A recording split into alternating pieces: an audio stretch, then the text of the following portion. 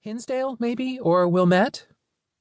The Loop is cutting edge, Teddy, and that's where we want to be. Because Ready Flora is cutting edge too. Right? He squinted at the flickering lights in the hallway before stashing his scooter in a corner of the sizable warren of employee cubicles. Lauren had an office of her own, of course, which included a couch she sometimes slept on. The only other co-worker with a private space was Romeo Blue, the company's software engineer. Romeo Blue, Teddy muttered as he hung his coat and scarf on a wall-mounted hook. No way that was his real name. It sounded like a porn star or indie musician, not a guy who got paid to tap away at a keyboard all day. Hey, Teddy. Teddy waved at Imani Wallace. The job title on the nameplate for her cubicle was Fiscal Analyst Extraordinaire. Right now, she was frowning and motioning him over. I've been waiting for you forever, she said when he arrived. It's not even 8 yet. I've been here since 6.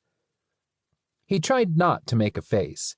He'd known when he accepted the job that Lauren expected her employees to put in long hours, but he wanted to see at least a glimpse of sunlight. Imani wasn't likely to, at least not today. She rarely headed home until almost 7. Is there an emergency, Imani? She peered at her screen. No, but I've been pricing out the base model, and the figures are not looking good.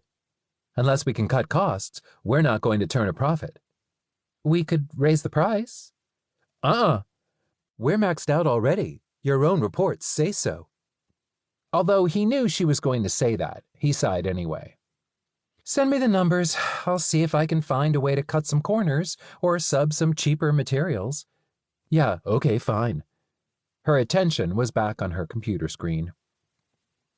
Teddy navigated to his own cubicle.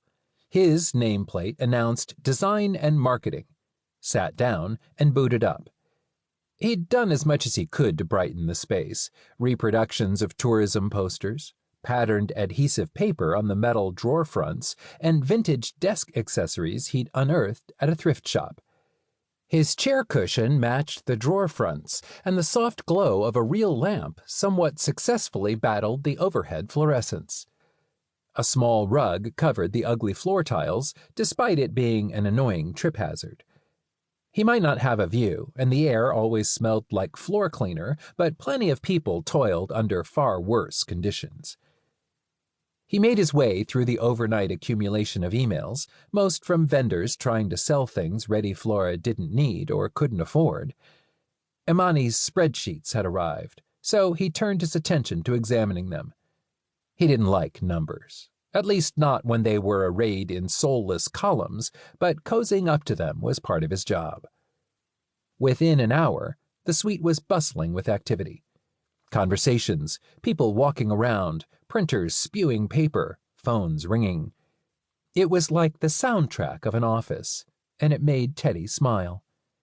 He could almost imagine himself as an actor in a musical, as if at any second he and Imani and the others might burst into song, something with clever lyrics about how they were toiling away as they chased their dreams.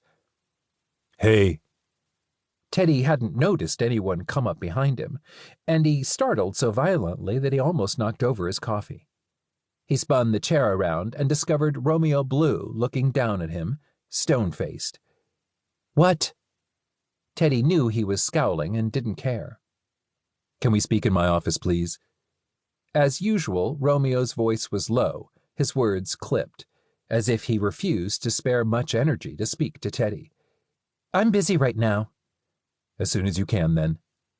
Romeo spun and marched back to his office, leaving its door slightly ajar. Teddy could have followed him. Imani's numbers weren't so urgent that they couldn't wait a while, but he remained stubbornly at his desk, even though he could no longer focus on the computer screen.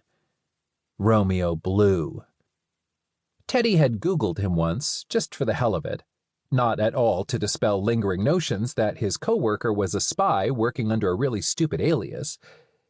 It turned out that Lenny Kravitz used Romeo Blue as a stage name back in the 80s, and that was more than a little weird since this Romeo resembled a young Lenny Kravitz, albeit with a